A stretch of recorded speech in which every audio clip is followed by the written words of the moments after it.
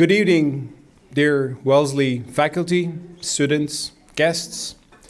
Welcome to the fourth public lecture, organized by the Freedom Project this semester, Freedom Project at Wellesley College.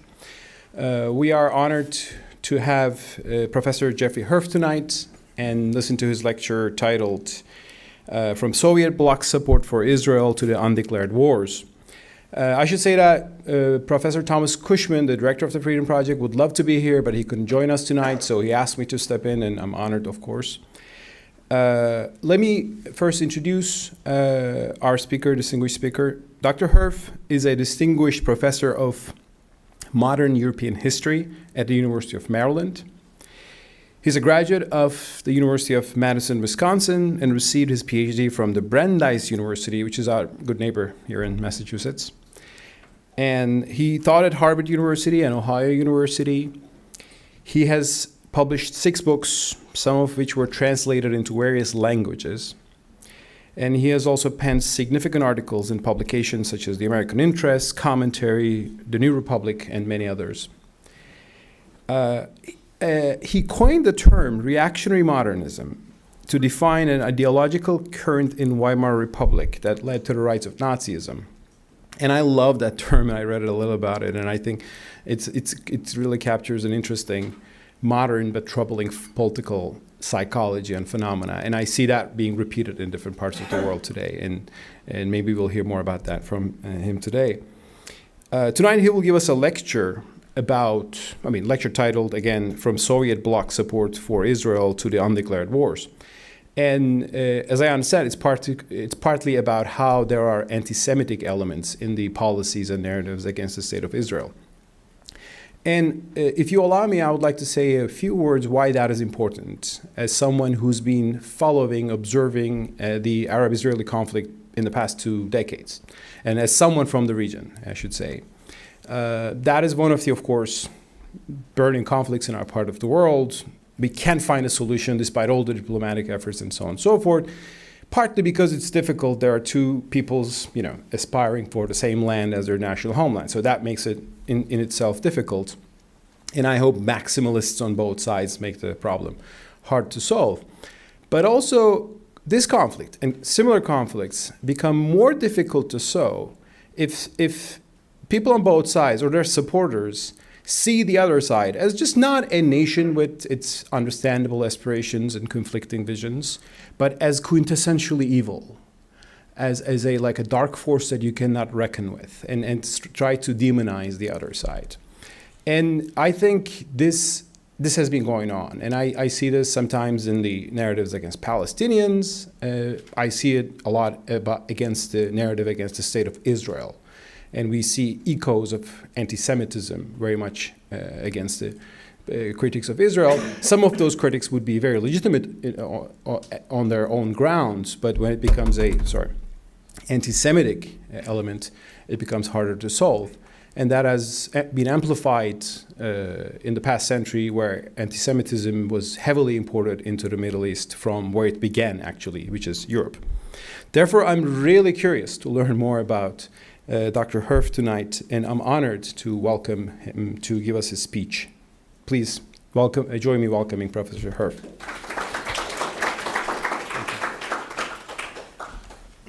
Thank you for that very interesting introduction.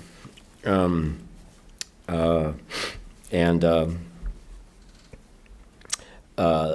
suppose one way of beginning would be to say that there was a compromise on the table from 1947 onwards, and it's a shame that compromise wasn't accepted then, because if it had been accepted, there would have been a Palestinian state over the last 70 years, and there would be beautiful restaurants and a big tourist industry in Gaza, and all these wars wouldn't have taken place. And one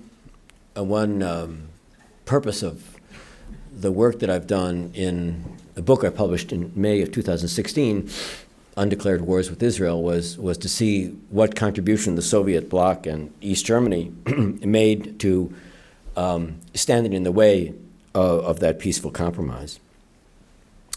But I'm here at Wellesley, and some of you may know that I have brought a historian's perspective to bear on contemporary events, and I've written as a public intellectual as well as a scholar. So I count myself, I want you to know that I count myself as one of the earliest and most vehement critics of Donald Trump. His nativism, his conspiracy theories, dog whistle racial appeals, and his misogyny. And I did everything I could to help Wellesley's most famous graduate win the 2016 election, and to warn of the dangers that Trump has posed. And I was right about that.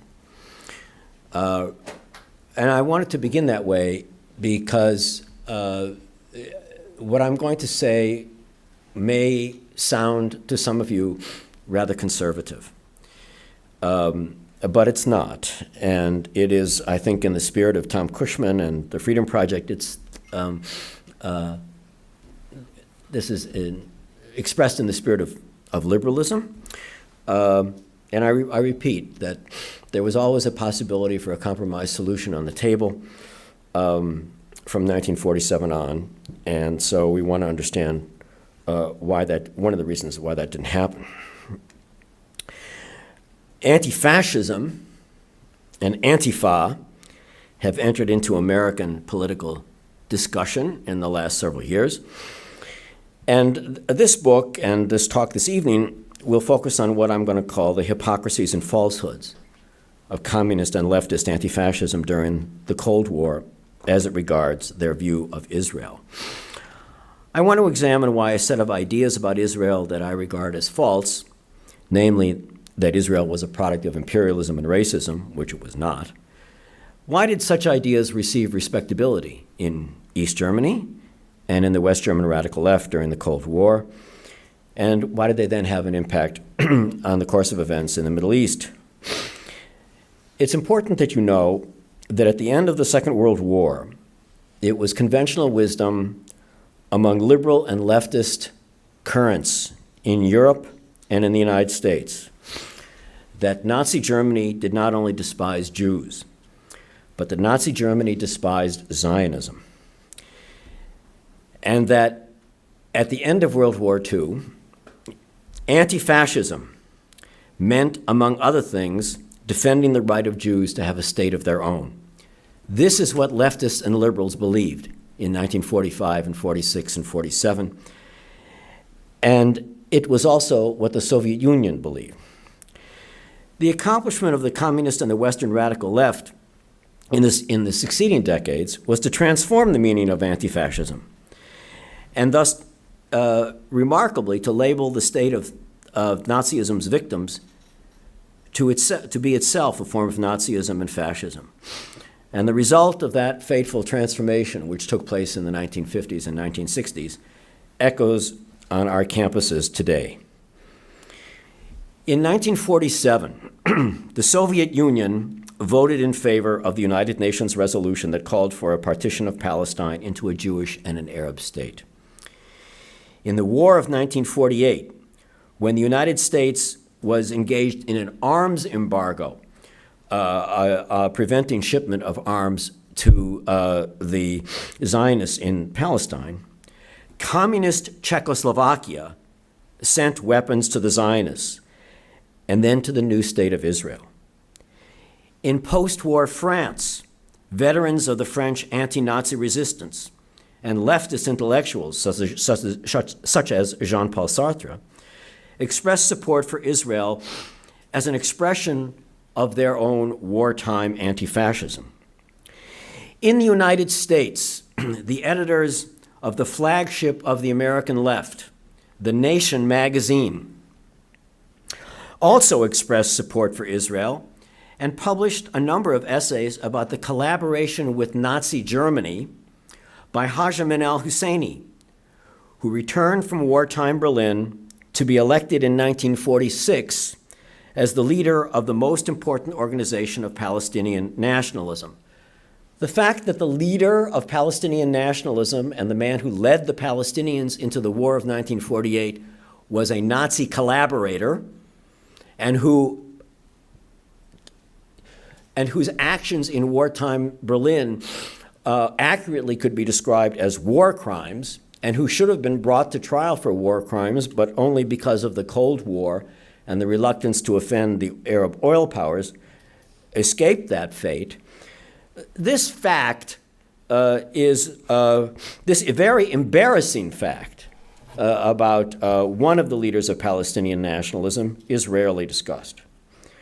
The Antifa liberals and leftists of those years supported Israel and cast a skeptical eye on those Arab politicians who refused the compromise partition plan of 1947 and instead launched the War of 1948 to destroy the new Jewish state. Were there Arabs who fought with the Allies against Nazi Germany? Yes, there were. But not Haj Amin al-Husseini. And not the leaders of the Muslim Brotherhood. In 1949, the short era of Soviet-era Zionism ended when Stalin launched what was called the Anti-Cosmopolitan Campaign. The campaign was a not very thinly veiled attack on Jews, mostly Jews in the communist governments and parties in Eastern Europe. Its most famous episode took place in Prague, when 14 leaders of the Czech Communist Party and government, most prominently the party's general secretary, Rudolf Slansky, were arrested and brought to trial on charges of participating in an American Zionist conspiracy to overthrow the communist regimes in Eastern Europe. The Slansky trial was the subject of a movie called The Confession, which, if you haven't seen, it's certainly worth seeing. The film is an accurate depiction of what happened. Slansky and 11 other mostly Jewish communists were executed after a trial lasting 8 days that included confessions that had been extracted under torture. At the trial, the support that Slansky and other Czech communists had given to Israel in 1948 was now seen as evidence supporting the charges that the defendants had really done so as stooges of American imperialism, even though the United States was not a supporter of Israel in those days. At the trial, Zionism, for the first time in the communist movement, became a term of abuse. It took place as the Soviet policy toward the Middle East changed to support for the Arab states and opposition to Israel, now defined as a supposed outpost of what the Soviets called U.S. imperialism, even though in these years it was France, not the United States, that was Israel's most important ally. In Divided Memory, The Nazi Past and the Two Germanys, a book I published in 1997, I examined the East German chapter of the Soviet bloc-wide anti-cosmopolitan campaign. Following the Slansky verdicts, leading German communists, both Jews and non-Jews, known for their support for Zionism and the State of Israel, were arrested and accused of being agents of American imperialism and Zionist monopoly capitalism. The purges in the Soviet bloc and in East Berlin from 1949 to 1953 inaugurated 4 decades of hostility to the State of Israel, one that deepened after the wars of 1956 and 67. In the Federal Republic of Germany, or West Germany, the left's turn against Israel took place almost 2 decades later, when SDS, the largest organization of the West German New Left, turned against Israel during and after the Six-Day War of 67. The turn of the communist regime and the West German left against Israel in both cases were a global phenomenon, and they were present in the American left as well. Yet only in Germany did the turn against Israel take place in a country that had perpetuated the Holocaust. Hence, in Germany, and I'm a historian of modern German history, in Germany, the debate about where anti-Zionism ended and anti-Semitism began had a peculiar intensity. A kind of implicit but never written law or commandment of post-war German history in West Germany, a kind of 11th commandment, was whatever you do, don't do more harm to the Jews. But as we'll see, Antagonism in East Germany extended beyond hostile words to supplying weapons and training for the armies of the Arab states, as well as for the Palestinian terrorist organizations gathered under the umbrella of the Palestine Liberation Organization, or the PLO. And a recent book that was just published indicates that between 1967 and 1973, 50,000 soldiers of the Soviet Air Force and Army were actually in battle on the Egyptian Israeli border and in battle in the Sinai. The East Germany did not send its own soldiers into battle. For German historians, East Germany's assault on Israel raises the question of how and why any German government after the Holocaust would support attacks on the Jewish state. I've previously written, and many of my colleagues have written, about what the West Germans call Vergangenheitsbewältigung, or that is, efforts to come to terms with the Nazi past. All West German chancellors grasped that there was an implicit, as I said, 11th commandment of German history after Hitler and the Holocaust that comprised the lowest common denominator of turning away from the Nazi past. And it could be expressed in the following dictum: do not kill or harm any more Jews, and don't help anyone else to kill or harm any more Jews, including the citizens, Jews and non-Jews, of the State of Israel. This moral minimum, and it is a moral minimum, was compatible with judicial delay, with not bringing various people to trial, with premature amnesty of ex-Nazi officials, and many years of public silence about the crimes of the past. But no West German government tried to bring harm to the Jews either in West Germany or in Israel. Yet bringing harm to Israelis is precisely what the East German government and the West German terrorists of the radical left in the 1960s and 70s did. They did so by becoming allies and supporters of Israel's armed adversaries in the Middle East. As a historian of Germany's confrontation with the Nazi past, I regard this still too rarely discussed history as one of the most important chapters of German, Jewish, and European history since 1945. I concluded that the term war, as in undeclared war with Israel, was neither a euphemism nor an exaggeration. We are dealing here with efforts to destroy the state of Israel by force of arms. We are dealing as well with interventions that encouraged those who were uncompromising, who undermined moderation and undermined the prospects for a negotiated settlement. The enthusiasm with which the East German government and then the West German radical left pursued this policy also calls for explanation. To be sure, the Soviet Union was the driving force of the anti-Israeli campaign, yet the East Germans were not reluctant participants. No one forced West German leftists to collaborate with the Popular Front for the Liberation of Palestine as it attacked Israeli civilians in the 1970s. There was another consequence to the communist and radical leftist turn against Israel in the decades after the Holocaust, one that finds echoes in our own time in the antagonism to Israel in the universities. It was the placement of the global prestige of the traditions of European anti-fascism and then of the rhetoric of third world anti-racism in the service of an assault on Israel. The secular anti-Zionism of the Soviet bloc and the Western left formed a bridge between Nazi anti-Semitism and the anti-Semitism of radical Islam, or Islamism, in ways that the Nazis and the Islamists could not do because they were tainted with their association with, the Nazis were not tainted. The Nazis were completely unpopular around the world, but the Islamists also were tainted with their associations during the war with the Third Reich. But in ways they could not do, the communists and the radical left were able to bring the anti-Israeli passion into the global left, to make the anti-Israeli passion morally and intellectually respectable, to make it part of what was called progressive politics. This is a paradox that we haven't thought about enough. So Undeclared Wars with Israel is a history of the translation of the anti-Zionist passion into a foreign and military policy. It's not only a history of ideas, it's a history of what happens when those ideas become policy. Now, those of you who are of a certain age will remember that in the 1970s, East Germany received almost no attention whatsoever in the West, other than the fact that it was a country that built this horrendous wall and was kind of a dull, boring place. But what did receive attention were the Baader-Meinhof gang and the Red Army faction and many spectacular terrorist attacks in West Germany that wound up with they murdered about 34 people, including leading figures of the West German political establishment. And they were experts at dominating the media.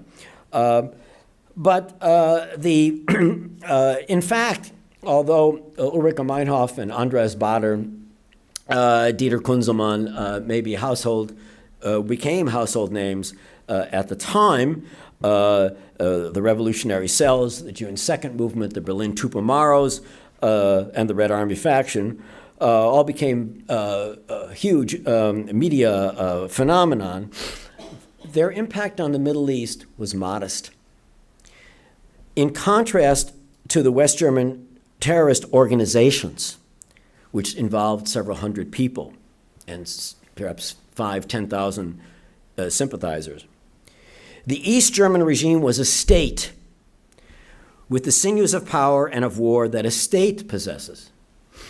It had a territory in which military training could take place. It had armed forces, a modest arms industry, not huge, but it existed. A controlled press, very important. Embassies and consulates around the world, formidable secret police, the Ministry of State Security, institutes for military training, government-controlled universities that offered ideological messages to young students coming from third world countries. As a result, East Germany and its Soviet bloc allies had a far more important impact on the conflict between Israel, the Arab states, and the PLO than did the much more famous in the West German terrorist organizations. As we are now learning from a new book by Isabella Guinor and Gideon Remez, as I mentioned just a moment ago, about 50,000 members of the Soviet Army and Air Force were engaged in actual combat with Israel's armed forces between 1967 and 1973. One Israeli general said, "We learned that we were in fact at war with the Russians." While the files of the Soviet military and intelligence agencies remain mostly closed to historians, all of the files of the East German ruling Politburo, its foreign ministry, its defense ministry, and the Ministry of State Security, the Stasi, are declassified and they are available for research.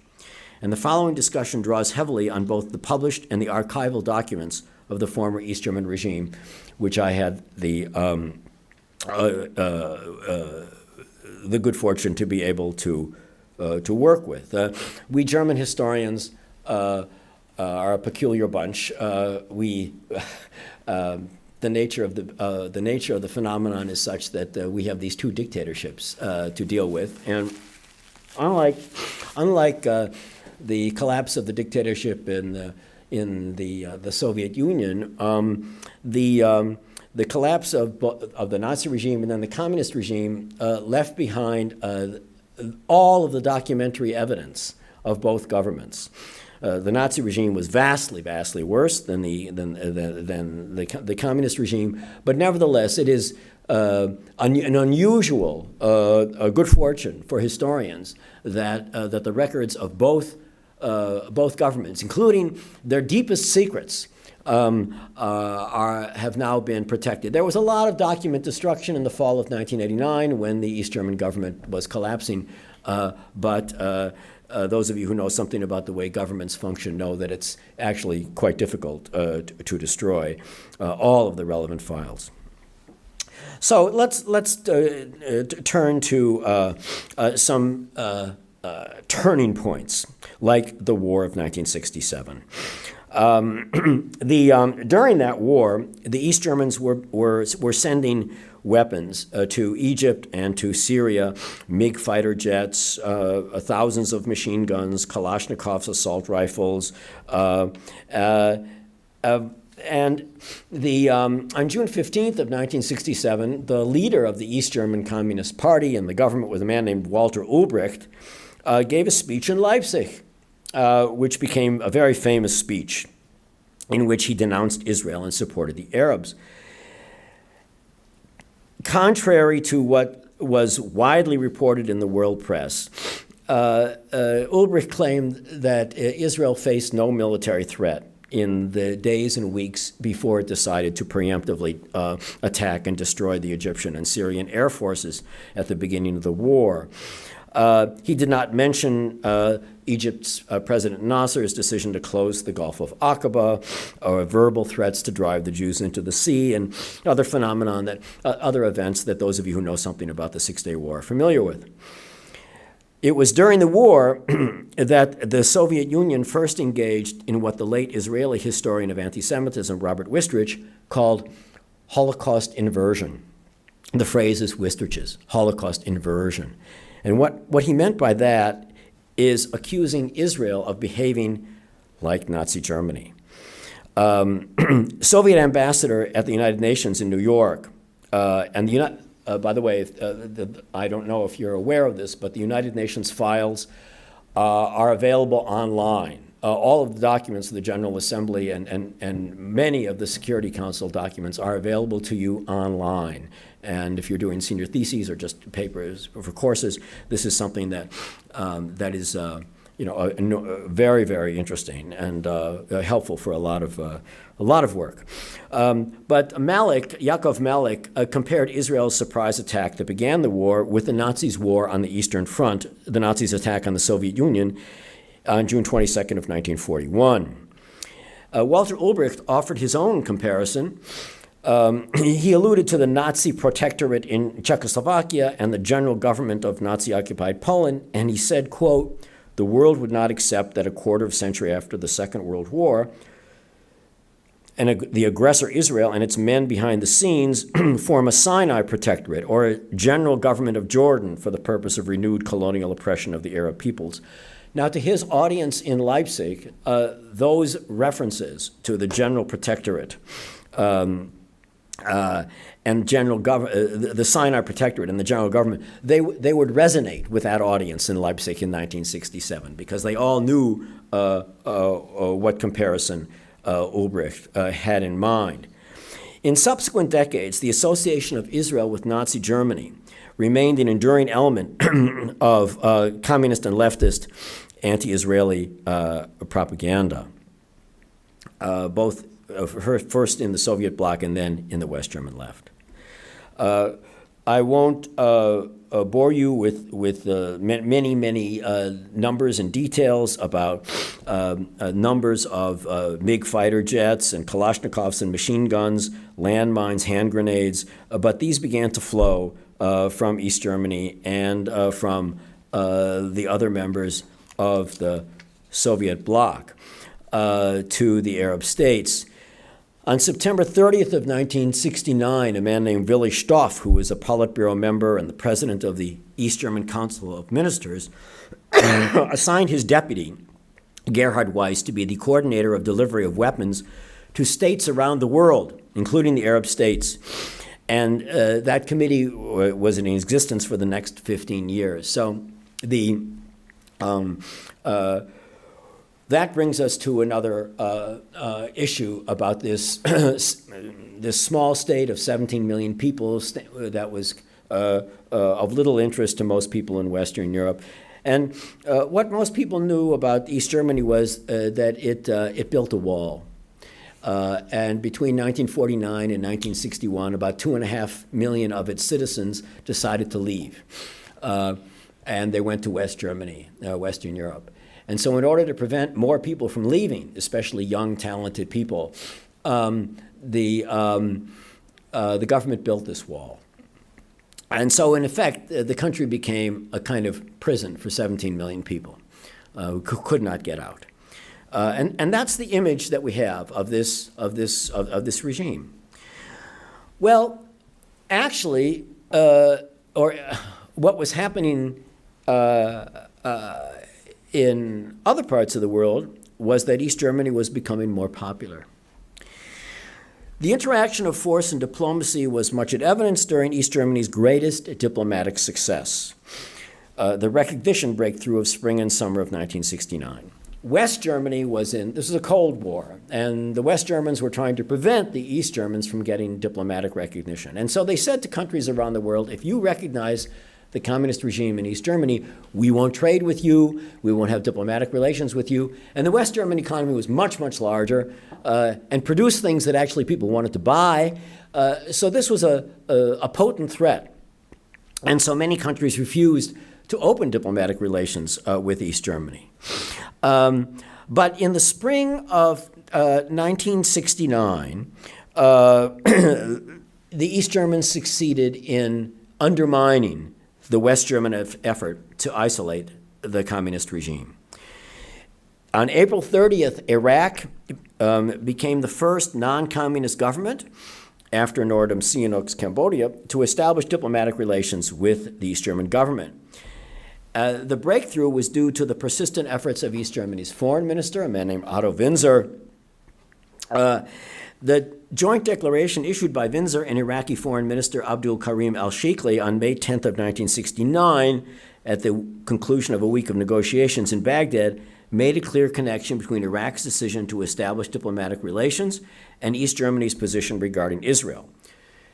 The two foreign ministers stressed their, quote, shared struggle against imperialism, neo-Nazism, colonialism, and Zionism, and described Israel as racist, imperialist, reactionary, and aggressive.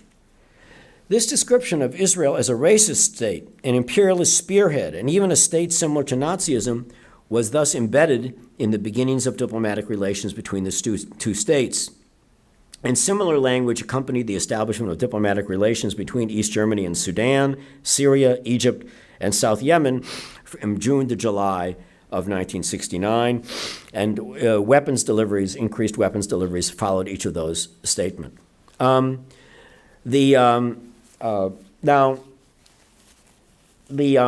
As the Soviet Bloc Arab state alliance in these years deepened, East German soldiers and diplomats traveled to the Arab capitals. And at times, they met expressions of open admiration for the Nazi regime and unabashed hatred of the Jews. As the Soviet bloc was as a whole deepened its military alliance, Heinz Hofmann, see, I'm introducing these names to you that are previously somewhat obscure, but he was an important figure. He was the Minister of Defense of East Germany from 1960 to 1985. And Hofmann kept interesting notes on his travels, and the notes are in the Hofmann files located in the military archive, the German military archive in Freiburg, Germany. In October of 1971, Hofmann led an East German military delegation to Iraq, Egypt, and most importantly to Syria. And Syria was the linchpin of Soviet bloc policy in the Middle East. And you are aware that Putin's Russia has been a firm ally of the Assad regime. These connections between the Russians or the Soviets, first the Soviets, now the Russians, go way, way back. So Hoffman met with his counterpart, a man named Mustafa Talas, who was the chief of the Syrian General Staff, also for many decades, from the 1970s up to the early 2000s. And in the course of extolling solidarity in their common struggle against Zionism, Hofmann observed that Talas clearly expressed a tendency that existed among other leading officers of the Arab armed forces, namely, quote, an unconditional admiration for the fascist blitzkrieg strategy and the expert accomplishments of the bourgeois German military. That's Heinz Hofmann. He was unfazed by Talas's admiration for the Wehrmacht's accomplishments. The Wehrmacht was the name for the German army in the Nazi period. Hofmann expressed confidence that the Syrians will be victorious in their battle against the enemy. We are fighting the same enemy, that is the United States and Israel. The relationship between East Germany and Syria and between Hofmann and Talas deepened in the following decade. Assad's Syria, in fact, became the linchpin of the Soviet state policy in the Middle East. In the early 1980s, Mustafa Talas published a book called The Matzah of Zion. The Matzah of Zion. And you can actually Google The Matzah of Zion and you can read it. And it is a work that repeated the assertions, the blood libel assertions of so famous in European anti-Semitism, that Jews murdered Christian children in order to use their blood to make matzahs on Passover. He repeated these assertions that Jews murdered Arab children to acquire their blood to make matzahs for Passover. Tlass wrote that Europe had advanced economically because it persecuted the Jews, while the Arabs and the Muslims were economically backward because they had treated the Jews too well. So the Arabs, in his view, had to learn from the Europeans' success. A word about the attack on the Olympics in 1972. There is no evidence that has come to light that East Germany or the Soviet bloc were involved in the preparations for the attack on the Israeli athletes. And in fact, there's every reason to think that the East Germans would not have supported such an action because they were eager to have the focus on the success of their athletes at the Olympics. What's interesting is not so much what happened before, and with many, when one is writing about the history of terrorism, given that these are clandestine operations, and it's very difficult often to find out exactly who did what. But it's the aftermath that is important. The West German Ministry of Justice and Interior was directed by a man named Hans-Dietrich Genscher, who some of you may recall became West Germany's foreign minister for many, many years. And in the several years before the attack in Munich, the West Germans had a group called the General Union of Palestinian Students. The nickname is GUPS, the GUPS, under surveillance.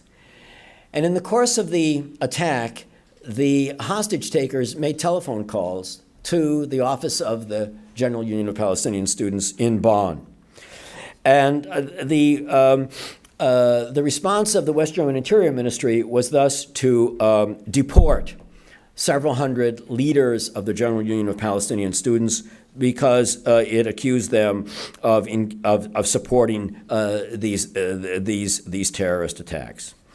The argument that Genscher made was that it was not acceptable. People could have whatever opinion they wanted about Israel. That was fine. It's a free country. You could say all the nasty things you wanted about Israel, no problem. But he was not going to allow the West German, the territory of the Federal Republic of Germany to be used for terrorist attacks on Israel or anywhere else. Hence, these several hundred people were deported. This was an occasion which the East German government seized to intensify its relationship with the Palestine Liberation Organization, saying that while the West Germans were engaged in anti-Arab politics as a result of repressing the General Union of Palestinian Students, East Germany was now going to welcome those students and intensify its relations with the PLO. There was an interesting exchange of letters between Yasser Arafat and the next leader of the East German government, a man named Erich Honecker, in which it became clear to Honecker that Arafat, in effect, while formally denying participation in the attack on the Olympics, made excuses for it. And pleaded for understanding to see it in historical context.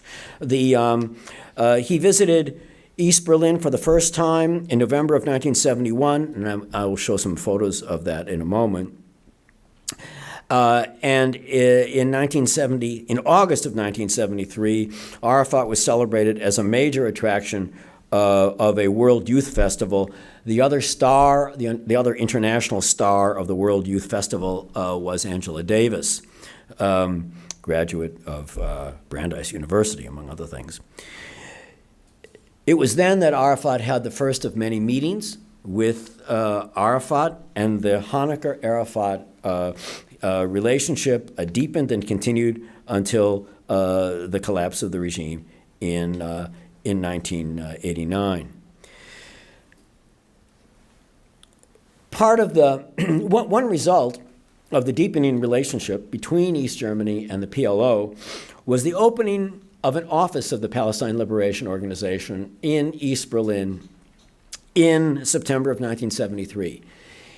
Mao's China had opened an office of the PLO in 1965, but the East German office was the first PLO office to open in Europe anywhere. And this was at a time long before the Oslo agreements. This was at a time when the PLO made no excuses, it was perfectly frank about its engagement in armed struggle. If you have not read the charter of the Palestine Liberation Organization, it is on the web at Yale Law School, has an excellent website regarding international law and such things. And it is a very important document. You will see some of the things that you may hear on campus in the last several years that sound like the latest and the greatest. In fact, echo ideas that emerge from this hothouse of the 1960s and 70s. The opening of the office of the PLO in East Berlin raised alarm bells in the West Berlin mayor's office, in the West Berlin Jewish community, and among American diplomats in West Berlin. And they were concerned that the PLO office would become a source of terrorist attacks in West Germany. And then it was well known that there were Palestinians who took the view that the way to bring about their goals in the Middle East was to launch terrorist attacks in Western Europe. This rose to the level of Secretary of State Kissinger's office, and I don't have time to go into the details, but he communicated to his Soviet counterparts that the Soviet Union would be held accountable if the PLO office in East Berlin was responsible for terrorist attacks that took place in West Berlin or West Germany. And therefore, the Soviet Union should make sure that the PLO office in East Berlin did not support those kind of activities. And the Soviets got the message, and so did the East Germans. And one of the most fascinating aspects of the research on this book concerns research in the files of the Ministry of State Security, the Stasi. Here is a memo of October 17th of 1973 from the Ministry of State Security. It expressed concern, quote, about possible execution of acts of terror by militant organizations originating from a base of operations and possible activities of supporters living in the German Democratic Republic, or East Germany. And so it intensified surveillance of that office because it was worried that it could be the starting point of activities that would do political damage to the German Democratic Republic. It revealed that the Stasi was aware of Palestinian organizations under observation, including Al-Fatah, the Popular Front for the Liberation of Palestine, and others in East Germany. So here was the dilemma for the, well, I think it's actually more interesting to read to you exactly how East German intelligence officials saw the dilemma. By 1979, the director of the Ministry of State Security, Erich Mielke, issued a report on, quote, and this is their language, not mine, information about activities of representatives of the Palestine Liberation Movement in association with international terrorists seeking to include the German Democratic Republic in the preparation of acts of violence in the countries of Western Europe. Groups within the Palestine Liberation Movement in association with anarcho-terrorist groups have intensified their efforts to use the territory of the GDR as a logistical base and starting point for the implementation of acts of violence in Western Europe. Such activities that are based on the territory of the GDR create political dangers and damage to our national security interests. What this, the dilemma that this created for the East Germans was the following: how to square this circle. On the one hand, East Germany was becoming more popular, was gaining many friends at the United Nations and in the Middle East as a result of its support for the Palestinian cause and for Palestinian terrorism and attacks on the State of Israel. On the other hand, it had to balance this support with with a policy which prevented the use of the training facilities and schools in East Germany for attacks on Western Europe. And what it articulated was what I called East Germany's Eurocentric definition of counterterrorism. East Germany's Eurocentric definition of counterterrorism.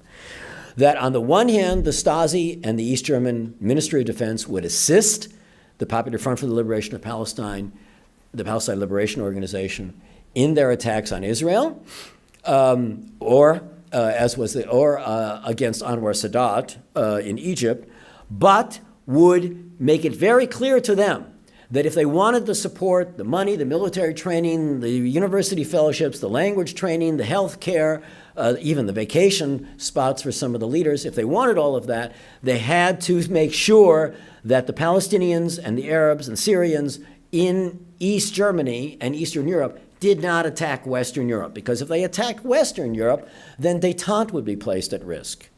And that was not something that either the Soviet Union or East Germany wanted to see. They did not want to see détente placed at risk.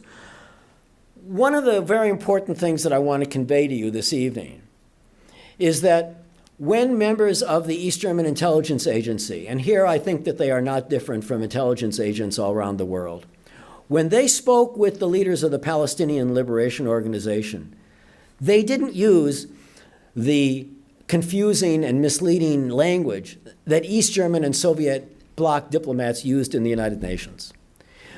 When the Soviet bloc delegates in the United Nations spoke about Palestinian terrorism, they never used the word terrorism. They referred to justified resistance. They referred to anti-colonialism and anti-imperialism.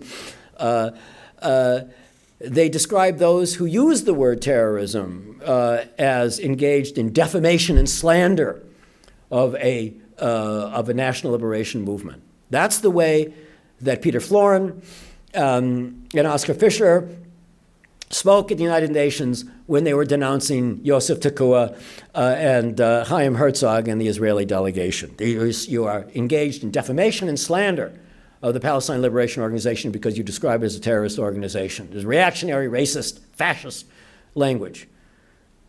When the officials of the Ministry of State Security in East Berlin spoke with Abu Ayyad, the head of the PLO's intelligence agency, about terrorism, the word that they used for terrorism was terrorism. These were adults. They understood that when you place a bomb in a restaurant, or when you blow up a school filled with a bus filled with school children, or you attack a nursery, this has nothing to do with war. This is terrorism. And they understood that perfectly well. The ministry understood what these men were engaged with. And this became particularly evident in 1974, because in 1974, the PLO engaged in attacks on Israeli villages in northern Israel, most famously Kiryat Shimona and Malot. And these were very nasty attacks that involved attacks on school children and innocent civilians. And it was in this period when these attacks were taking place that East German and Soviet bloc support for the PLO intensified. It intensified.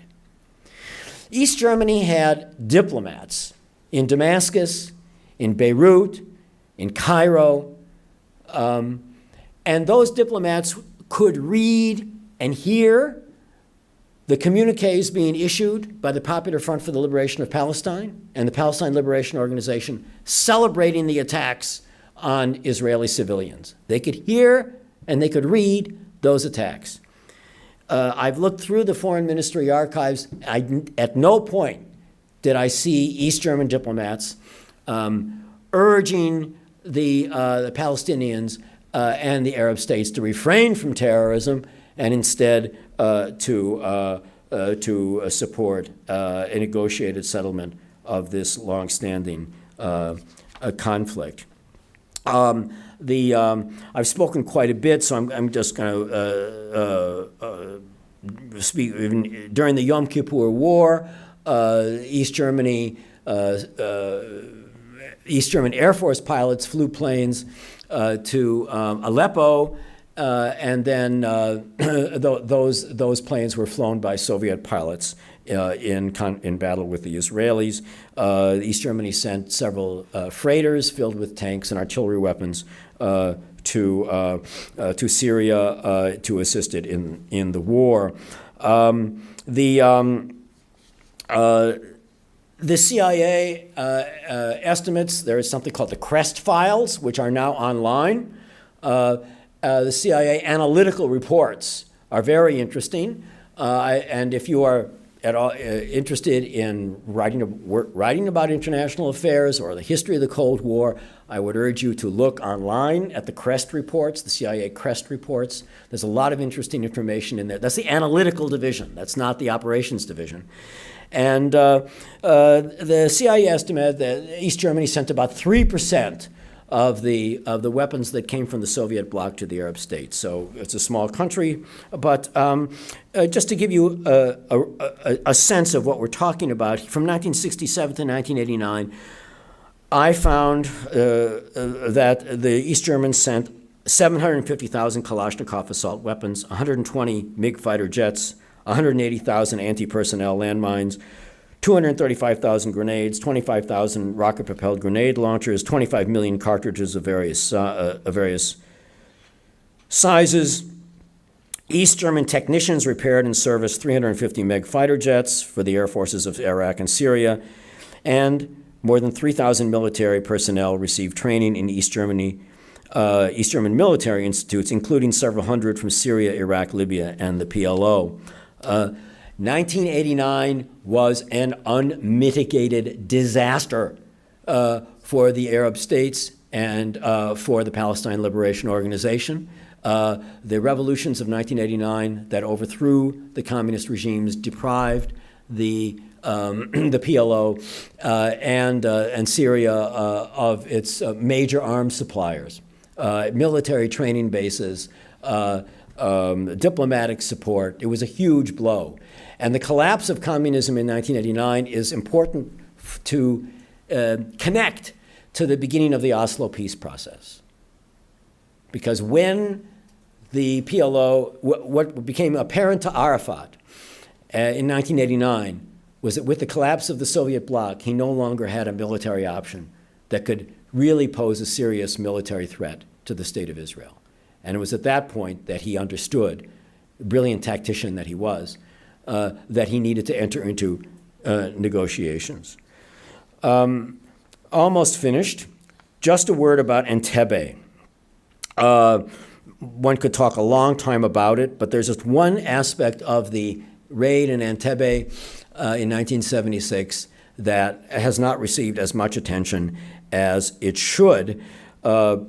It's of interest to me in this book because two of the hijackers came from Frankfurt Main in Germany, and they emerged out of the West German left, Wilfried Böse and Brigitte Kuhlmann.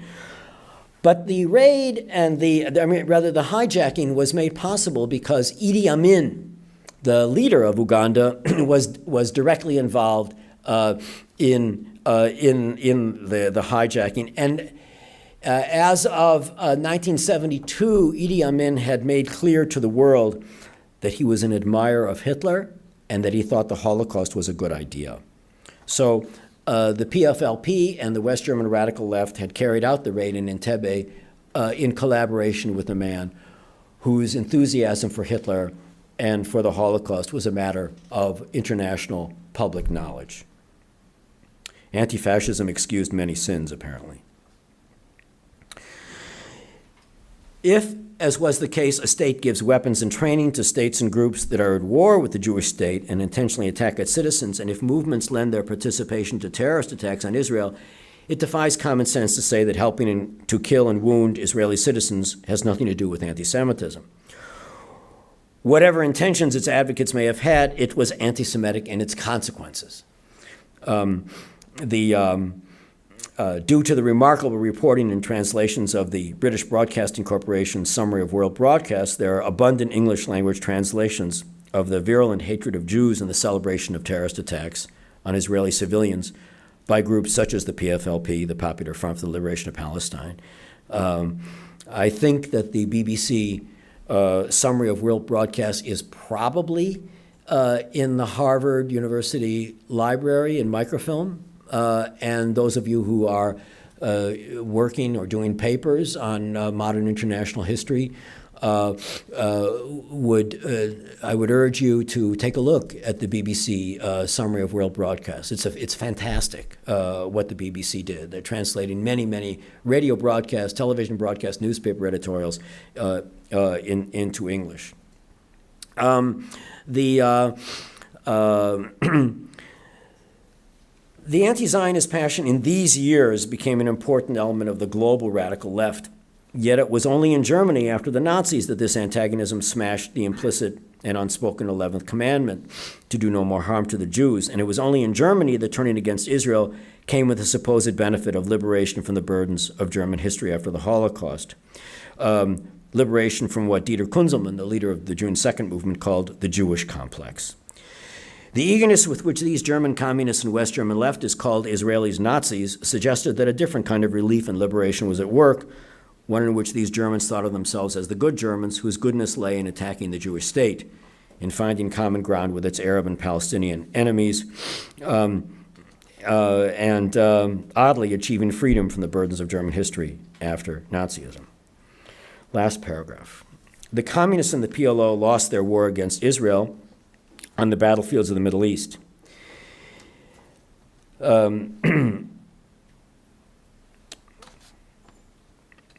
And they lost their battlefield in Europe when the communist regimes collapsed in 1989.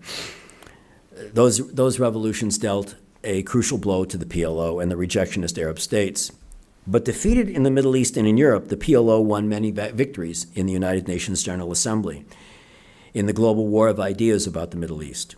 The history of East Germany's efforts and those of the West German far left to spread, defend, and legitimate their version of the conflict is one of the central and, in my view, most regrettable episodes of German history after Hitler.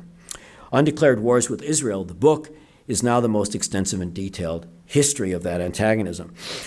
The communists and the radical left of the 60s to 1980s lent a respectability to the association of Zionism and Israel with racism and imperialism, something that could not have been achieved by a discredited Nazism and a not yet ascendant Islamism. In that sense, they both contributed greatly to the persistence of an anti-Semitism of consequences, if not always of intentions, that persists to our own time. So, I want to show some images here. This is out of Windsor. This is Abdul Karim al-Sheikli signing the agreement to establish diplomatic relations in 1969 in Baghdad. Okay. This is the first visit of Yasser Arafat. This is Arafat here. At the Brandenburg Gate in East Berlin in 1971.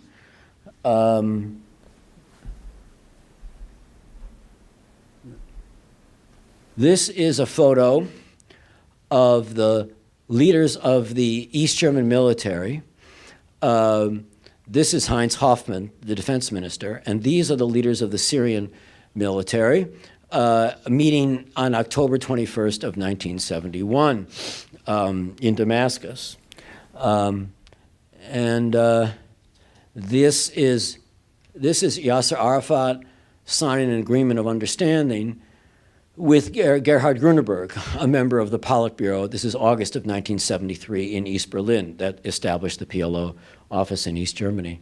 And there are many, many photos like this that show Yasser Arafat welcoming or greeting or Erich Honecker, the leader of the East German government. on his regular visits to East Germany, Arafat became a familiar figure on the front pages of the East German newspaper Neues Deutschland, New Germany. Yet another. There's now this is interesting because this is Arafat in 1978 when, again, the PLO had its mini state in southern Lebanon, and Arafat was regarded in London and Washington and Paris as the leader of a terrorist organization. And here you see over dinner, after the state visit, he's an honored guest. This is Honecker and other leaders of the. This is Farouk Kaddoumi. Farouk Kaddoumi is a very important figure in the history of these years. He was the leader. He was the unofficial foreign minister of the Palestine Liberation Organization, and it was Kaddoumi that gave the major speeches at the United Nations in defense of the PLO. That's one of those things you can find in the UN documents online. There's a very important photo. I don't know how many of you have been to Berlin, but the street behind here is called Unter den Linden. And this is Yasser Arafat. I think that's Hofmann. I think that's Grüneberg. And they're walking into a memorial that is devoted to the victims of fascism and militarism, the Neue Wache. When you go to Berlin and you go to Humboldt University, this is right next to it. The Opera House is on the other side of the street. This is the center of downtown Berlin. And here they are in 1978, and they are coming, Arafat is coming to honor the victims of fascism and militarism. And one reason I think the photo is so interesting is that it indicates how anti-fascism had been redefined. That anti-fascism in the Second World War was about the war against Nazism, and Nazism stood for anti-Semitism and the attack on the Jews. And here, Arafat was presenting himself in the traditions of anti-fascism. And what was fascism in 1978? It was the state of Israel. This is Hafez al-Assad. Hafez al-Assad, the father of the current Assad, the leader in Syria, who has been responsible for killing, 400,000 of his own citizens. But there you see his father smiling with Erich Honecker. And again, this is important because it raises the question of moderation and extremism, moderation and radicalism. The East Germans and the Soviets in this period presented themselves as advocates of détente, of negotiations, and Mao Zedong had a field day talking about how revolutionary China was and the reactionary running dogs of U.S. imperialism in Moscow, and how conservative the Soviets were and how radical China was. One of the most interesting things about the CIA reports is that if you were in the PLO, or if you were the Cubans, or you were the Frelimo, or you were the ANC in South Africa, and you needed guns and explosives, you didn't go to Beijing, because the Chinese economy was like a basket case under Mao Zedong.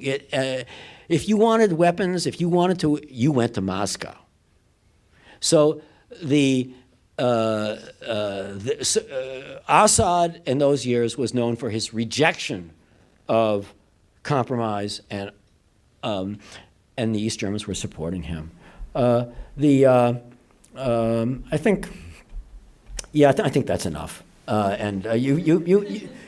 are details, historians with all their details, but you've been very patient, and I've spoken a long time. So now we will stop with all this and take your questions.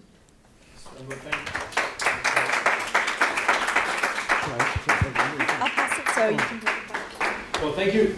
Is this working, Professor Herf, for this? And is the microphone working? Are you hearing me? We can hear you. Okay, I don't need a mic, but we'll go to question. I just want to say something which confirms what you said, and that is the incorporation of the literature about blood libel or the Elders of Protocols of Zion into the Muslim world in the 60s and the 70s. They were translated into Turkish too. Didn't become mainstream, but they had some influence in some ultra-conservative circles. How many of you have read the Protocols of the Elders of Zion? Well, if you haven't, I'd urge you to do so, because it's one of the most important works of propaganda of the 20th and now 21st century.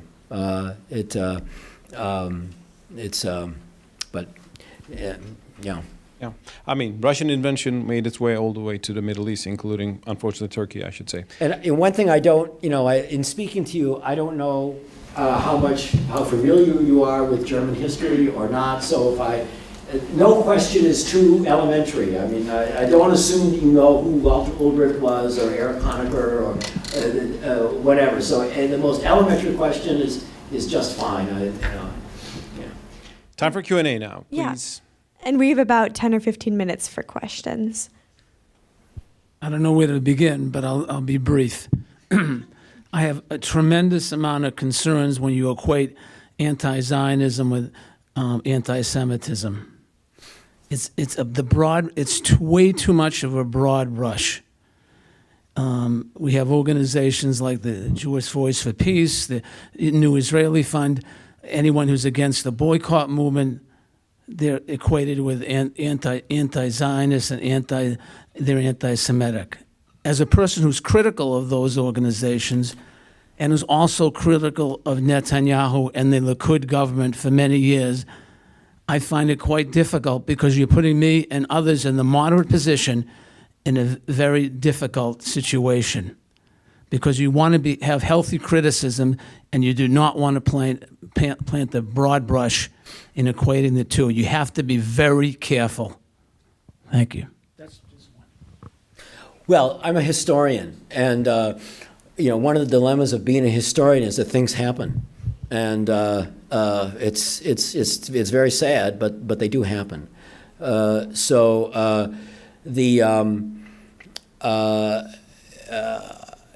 not. I don't write history with the intent of offending or pleasing people who are engaged in debates at the moment. I refer to an anti-Semitism of consequences, not intention. The Nazis were anti-Zionist and anti-Semitic. The Islamists in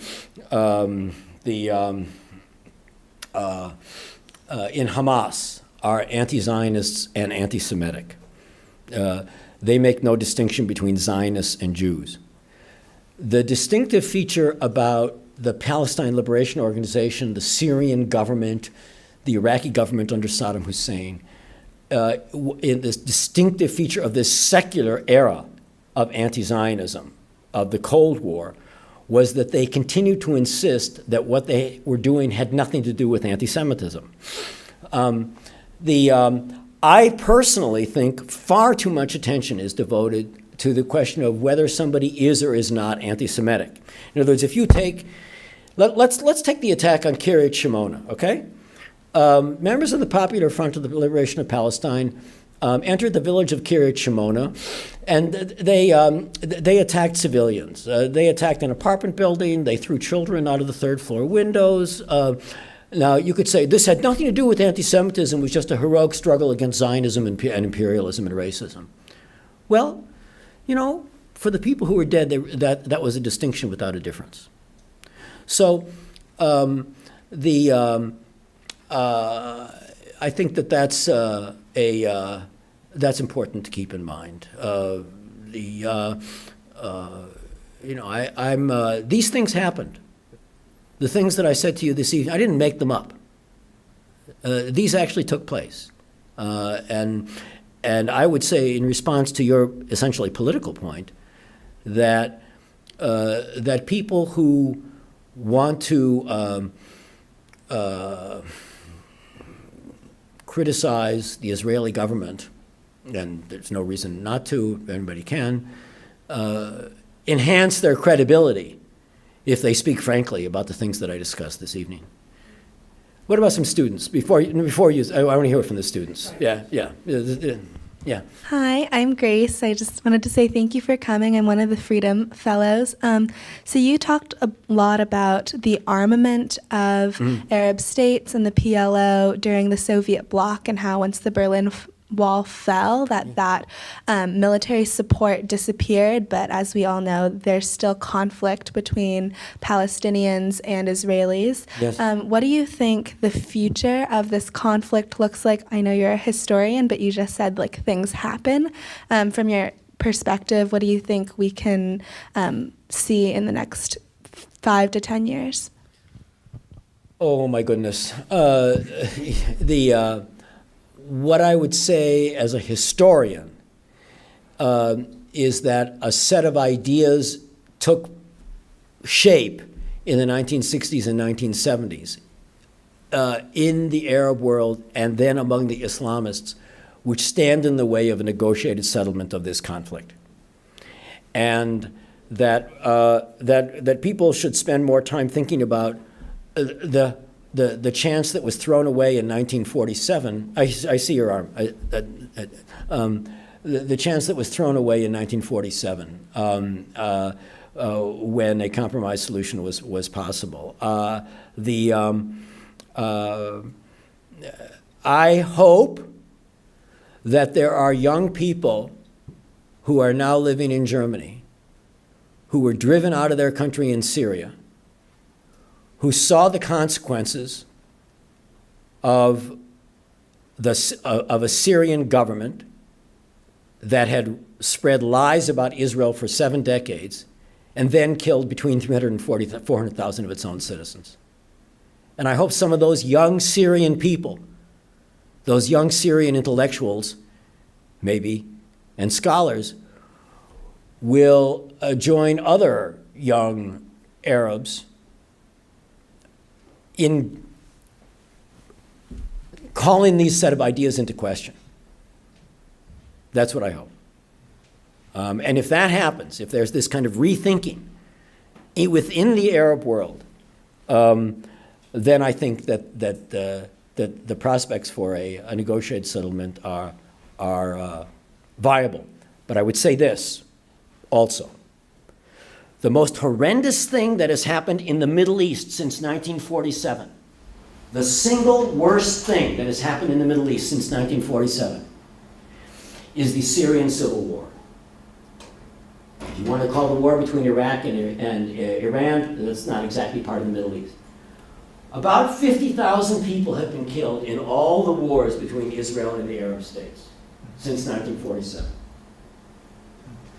400,000 people are dead in Syria. And what did progressive young people in Europe and American campuses want to talk about? Boycotting Israel. Where were their demonstrations on Mr. Assad? Nowhere. So one of the lessons that I've learned as a historian is that if you want people to pay attention to you, it's very important to be killed by the right person.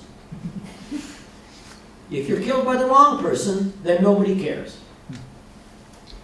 So I'm hoping that some of those young Syrians who are now in Berlin and Freiburg and Frankfurt will be part of a generation of your age who will say, why was I driven out of my country?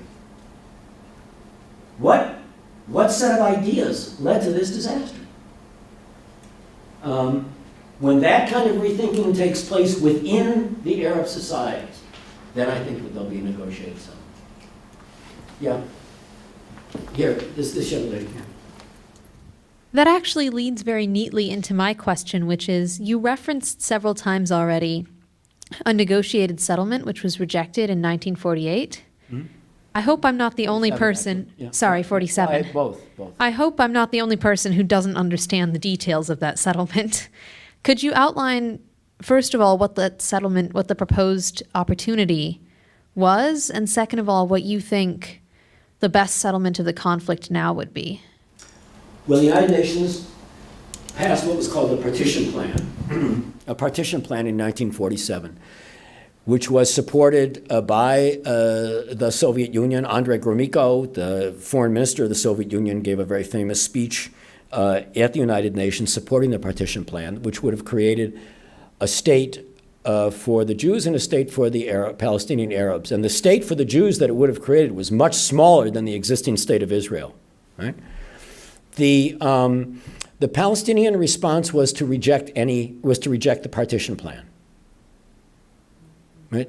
From the perspective of the Palestinian leadership, there was no legitimacy whatsoever to a Jewish state in Palestine, none.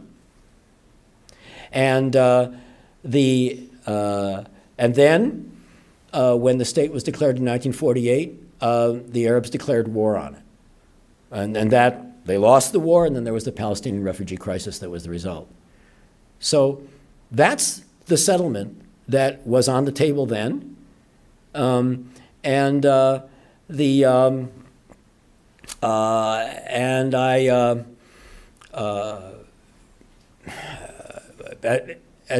some point in the future, it may be, the Palestinians, will conclude that is a viable option. The fact that they didn't and waged the wars of 1967 or 1973, and then there's the terrorist campaign, of course strengthened the Israeli right wing and made many Israeli citizens hate them and distrust them and feel that they couldn't trust them at all. So one of the lessons that European historians learn is that to the extent that Europe became more pacified, more peaceful, more decent, it was because Europeans reflected on their own blunders and mistakes. And that people finally realized that if you continue to behave this way, you're just going to destroy yourself. And that's a learning process that I hope will eventually convince the Palestinians to do a deal. But again, I'm not here to talk as a politician or a diplomat. I want to draw your attention to opportunities that were blown and why that took place. Yes? And then I'll. Hello. I'll give shorter answers. My question concerns what you were talking about earlier. In your talk, you mentioned how anti-fascism was transformed in the 1950s, and you later went on to explain about how leftist political groups went from being in support of a Jewish state to equating it with fascism and Nazism. Yes. And you focused on the Soviet Union and Eastern Germany, but how did these ideas spread to the rest of the world and particularly to America? Well, the West German dimension of this involves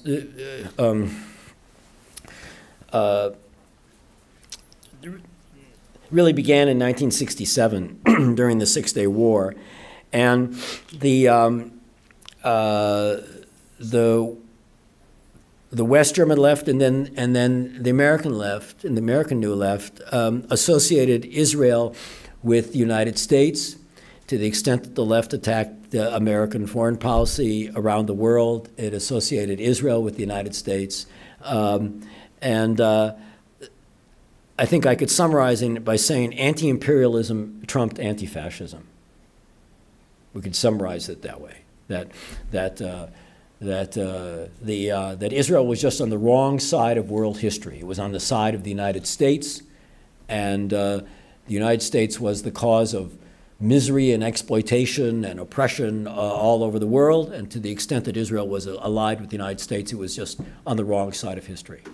And that was the sentiment of the radical left in the late 1960s in Europe and in the United States. Not the moderate left, not liberals, but that was common.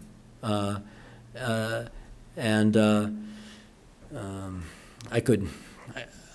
think that'll suffice for an answer. I could go on and on, but you've been patient. That's Yes. okay. So one observation, I don't want to throw any cold water on the relatively positive idea that, historians look backward, we're not very good prophets. We're not very good prophets. We don't do as well predicting the future. So I don't know, but I just would like to make the observation that right now, 6 miles from the border on the Golan Heights, there are Russian-supported Hezbollah fighters periodically shooting things at people across that border. So I'm not all that optimistic that at least the people on the ground in Syria have drawn the lessons, although I agree with you, and it would be nice if people who have suffered as much as the Syrians have, particularly the ones who got out, did a rethink. But I have a question which actually doesn't relate necessarily to some of the other ones that have been raised, and that's based on your knowledge and the lectures which you've clearly been giving about these topics. Since we've now got to the point where people who do know something about the history of the conflict and do not think that that Israel is a fascist state, do not think that supporters of Israel are Nazis, which now seems to be a fairly widespread characterization of people. What's the best other than coming and listening to you talk, and what's the best strategy for students and others who are confronted with these kinds of inflations of Nazism to combat that? That's an excellent question. I thought about that. A couple things come to mind. Perhaps the single greatest accomplishment of the Palestine Liberation Organization and its diplomatic activities at the United Nations in the 1970s, which echoes on our campuses today, was this notion that Zionism was a form of racism. It is not, and it was not. What it also did in making that argument was to deflect attention from the clear implication of the PLO's Charter of 1968. And I urge you to read that document. You can Google the Palestine Liberation Organization Charter of 1968. It's easily accessible. And you will see that the PLO announced that if it was victorious, one of two things would happen. Either Jews who arrived in Palestine after the signing of the Balfour Declaration of 1917, or, a more moderate view, those who arrived after 1947, would be expelled. The PLO Charter is a document of ethnic cleansing. The PLO Charter was a racist document. And what the PLO accomplished at the United Nations was to deflect attention from its own racism. And it was a logical impossibility for a Palestinian or an Arab to be a racist. How could this is impossible. Only white people can be racist. It's just logical, it's a logical impossibility that anybody else anywhere in the world could possibly be guilty of this sin. So I think when students are confronted with this business about intersectionality and racism, start a conversation about those clauses of the PLO Charter that call for the expulsion of the Jews from the land of Israel. And then I think, just reading a history of Zionism. Or go to the United Nations website of the official document system of the United Nations. I could give you the citation, and read Daniel Patrick Moynihan's speech of 1975. One of the greatest speeches of American foreign policy, American history since World War II. It's easily accessible. When Moynihan explained why Zionism was not a form of racism. And if it became a form of racism, it would no longer be Zionism. I don't know if young people at universities read Moynihan's speech. So those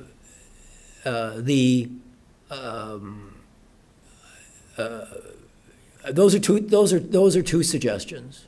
And then, third suggestion, read the Hamas Covenant of 1988. It's online, the Hamas Covenant. Read the Hamas Covenant of 1988. The Hamas Covenant of 1988 argues that the Jews were responsible for the French Revolution, for World War I and World War II. It is explicit in its anti-Semitism, hatred of the Jews, of Judaism. Hamas makes no apologies, no equivocation about anti-Semitism or anti-Zionism. Read the Hamas Covenant. People don't want to read these documents. They shy away from them. Those are three suggestions. I think we will have to wrap up in a few minutes because we have the room until 6:30. Thanks so much. I just want to take the last chance, for a question, if you wouldn't mind. And I agree very much with a lot of things you said, Professor Herf. Like, I personally criticize fellow Muslim audiences for being enraged when Muslims are killed by non-Muslims rather than Muslims themselves. I mean, as Muslim dictators and people like that. Very much so. So there's a lot of rethinking necessary, obviously, in the Muslim world and Arab world. And anti-Semitism certainly has to be renounced. Just one question. Do you think a rethinking within Zionism is also needed to criticize some aspects of Zionism which evolved later, as you said, including the religious settler movement and the maximalists, as I've said in the beginning? Because that is, I think, maybe a part of the problem. I'm a very secular person, so I don't think that somebody should have a right to live someplace because they think that's where Abraham lived. So I am not sympathetic to the settler movement. But I would say this. I would say this, that if there is a settlement, then the settlers should be given this option. Either you come back to within the borders of Israel, or if you want to stay where you're living, because that's where the patriarchs lived, in your view. If you want to live there, then you'll be citizens of a Palestinian state. And at that point, two things need to be kept in mind. One, the Palestinian state has the responsibility, like any state, of protecting the citizens of its state, which means no attacks on Jews. And second, a Palestinian state should not be a state that is free of Jews. Just as there are Arabs who live within Israel, there should be Jews who could live in a Palestinian state. So if the Palestinian leadership would, in a way, as I say, I don't think the settlements are a very good idea, but I also don't view them as a block or a barrier to a peace settlement. Let's